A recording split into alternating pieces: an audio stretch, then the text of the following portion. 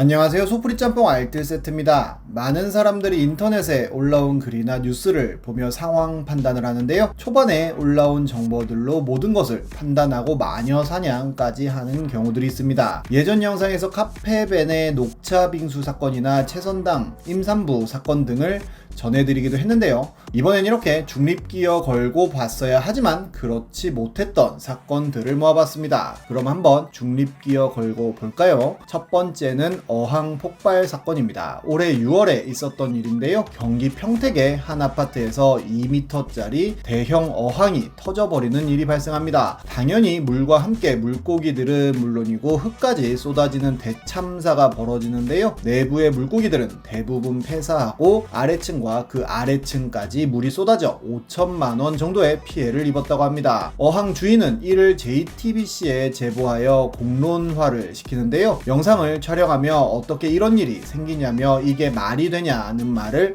은근슬쩍 집어넣고 인터뷰를 하면서도 물고기들이 다 죽었다며 억울함을 표하였으며 물고기 장례식까지 하는 모습을 보여줍니다. 그리고 수조가 혼자 터졌다며 제품 결함이라는 주장을 하는데요. 6천만 원의 피해를 주는 600만 원짜리 수조를 샀다는 이야기까지 합니다. 그리고 뉴스에선 거실이 내려앉으며 수평이 깨진 것이 영향이라는 이야기로 마무리를 하는데요. 이 뉴스는 다른 언론사에서도 퍼가며 굉장히 많은 사람들의 관심을 받게 되었고 수조를 설치해준 업체는 어마어마한 욕을 먹게 됩니다. 말 그대로 불량 수조를 설치하여 결국 터지도록 만들었다는 건데요. 우선적으로 이런 대형 어항일수록 수평 맞추기가 굉장히 중요해요. 수평이 안 맞으면 터져나갈 수 있다고 합니다. FM코리아엔 아파트에서 터졌다는 3톤 어항 사이즈 체감하기라는 글이 올랐는데 이렇게 사진만 봐서는 그렇게 커 보이지 않지만 가로 240cm에 폭이 120cm라면 보통의 대형마트 수족관 사이즈보다 2배 이상 크다고 합니다. 보통의 당구 다이가 이 사이즈라고 하는데요. 이 정도 사이즈면 물의 무게만 2.6톤에 바닥에 깔린 모래와 어항 받침대, 상단 조명, 어항 자체의 무게만 합쳐도 3톤이 나오며 이 어항의 여과 방식은 이렇게 아래쪽에 별도의 어항을 설치하여 물을 여과하는 방식이라 아래쪽에 물이 더 들어가게 되어 있다고 합니다. 어떤 분은 아반떼의 재원을 보여주며 아반떼 한 대가 1.2톤이라고 하면서 이런 아파트에 3대가 있는데 이렇게 수직으로 쌓여 있다고 직관적으로 설명하기도 했는데요. 그리고 어항 주인이 과거에 작성한 글까지 발굴이 되었는데 2020년에 이미 마루 바닥 괜찮을지 모르겠다며 못해도 4년은 있어야 할 텐데 걱정된다는 글이었습니다. 다른 분이 마루는 100% 조금씩 꺼질 거라며 지지면이 고루 꺼지니 큰 이상은 없을 거라고 답변하자 예전 육자 할 때도 약간 꺼졌다면서 몇 년 써도 마루 문제는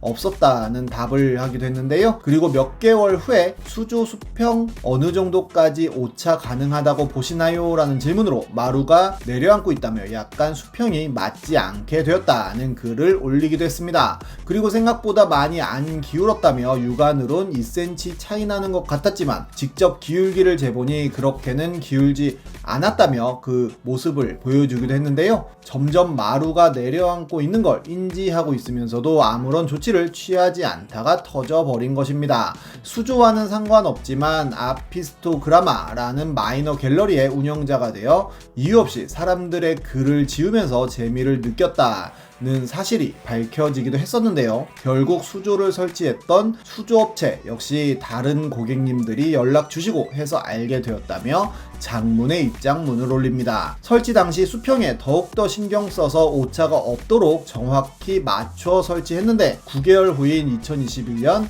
3월 20일 고객은 바닥 꺼짐이 심해 수평이 깨지는 것이 우려된다는 문자를 보냈고 실측을 했을 때 0.4cm가 나와 1cm 이상 차이 나면 안 된다고 주의를 줬었다고 합니다. 그리고 1년 9개월이 지난 5월 29일에 고객이 수조 이전을 요청하여 준비 중이었는데 5월 31일에 수조가 터져버렸다고 합니다. 사고 후에 가서 확인해보니 수조가 설치된 바닥이 이미 2cm 이상 꺼져 있었고 아예 벽과 바닥이 떨어져 있었다고 하는데요. 바닥 꺼짐 때문에 수조가 터졌을 것이라고 고객한테 이야기했더니 고객은 사고로 인한 모든 책임을 업체에 물으며 아버지뻘 되는 대표에게 거친 태도로 항변하였고 견적서를 보내어 5,700만 원의 피해 보상을 요구했다고 합니다. 그리고 JTBC 기자에게 연락이 와서는 이 사건이 보도된다는 통보를 받고 인터뷰도 했다고 하는데요. JTBC에서 본인을 취재한 부분은 축소되어 보도되었다고도 이야기합니다.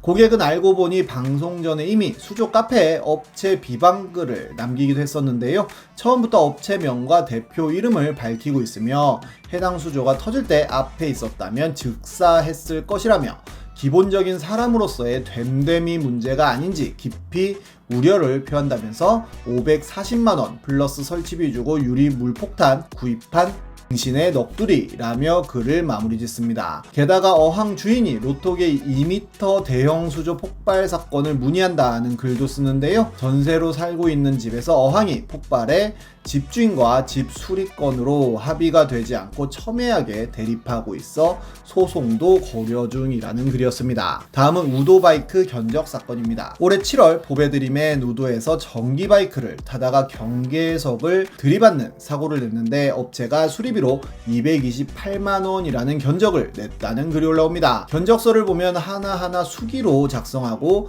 정말로 228만원이라는 숫자가 쓰여 있었습니다. 게다가 대여 당시 바이크의 뒷바퀴는 구멍이 이미 나 있었고 하단부에도 흠집이 나 있었던 데다가 전복 사고가 아니며 도로주행 중 외곽 경계석만 추돌한 사고라고 이야기하는데요. 제주시청에 문의하여도 자율 등록업체라 안타깝지만 방법이 없다는 답변만 받았다고 합니다. 소비자원에 문의해보니 판매가가 200만원짜리 오토바이라는 답변도 받았다고 하는데요. 사람들은 정말로 알리바바에서 비슷한 바이크를 200만원 정도에 판매하는 것도 찾아내고 많은 기자들이 해당 업체를 악덕업주인 것처럼 기사를 썼었고 사람들 역시도 우도 관광객 바가지라며 당장 업체가 어딘지 밝히라는 이야기를 합니다. 그리고 3일 후 우도 황당 견적 렌트 업체가 억울하다며 보배드림에 글을 올립니다. 우선 사고는 경계석만 추돌한 게 아니라 오토바이가 넘어진 전도 사고였다고 합니다. 사고 때문에 차량의 조향장치, 축, 외판,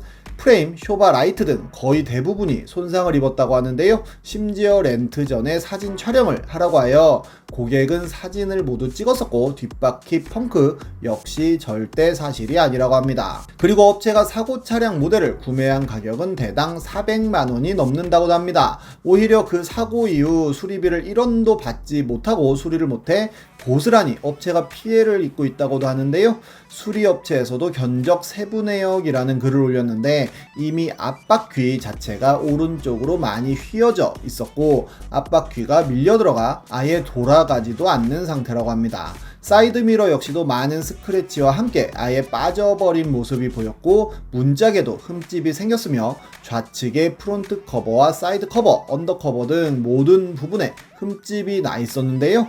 좌측의 거의 모든 부분들에 흠집이 생겨 모두 새로 도색을 해야 하는 상황이라고 합니다. 이 글이 올라오자 이제 많은 사람들에게 이 정도 견적이 나올 수 있다는 여론이 생겨났고 어느새 먼저 보배드림에 글을 썼던 고객은 모든 글을 삭제하게 됐는데요. 이후로 어떻게 처리되었는지 나오진 않았지만 보상해 주었을지 궁금하네요. 2015년 중국에선 호수에서 놀던 10대 자매가 난간이 부러지며 물에 빠지는 일이 있었는데요. 주변에서 여자친구를 기다리던 대학교 3학년 멍르펑 군이 주저없이 물로 뛰어들었고 힘겹게 두 자매를 구하고는 기력이 다해 물 밖으로 나오지 못하는 안타까운 사고가 있었습니다.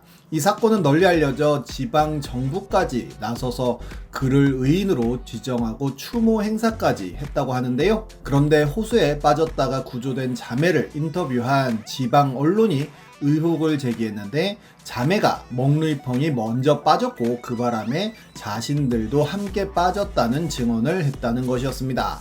이 보도가 나오고 멍르이펑은 남까지 위태롭게 만들고 실족사한 민폐남이 되어버렸는데요. 이 소식을 들은 여자친구가 믿을 수 없다며 진실을 가려줄 것을 호소하였고 여러 목격자들이 실족사하지 않았다는 증언을 하는 반박을 했는데 결국 공안 당국이 진실 가리기에 나섰고, 자매의 엄마는 멍루이펑에게 자신이 큰돈을 배상해야 할까봐 자매들에게 거짓말을 하도록 시켰다는 자백을 했다고 합니다. 그리고 연결식장에 나타나 무릎을 꿇고 사죄를 했다고도 하네요. 본인의 이득을 위해 남들에게 누명을 씌우는 일만큼은 제발 안 했으면 좋겠습니다. 지금까지 속풀이 짬뽕 알뜰 세트였습니다.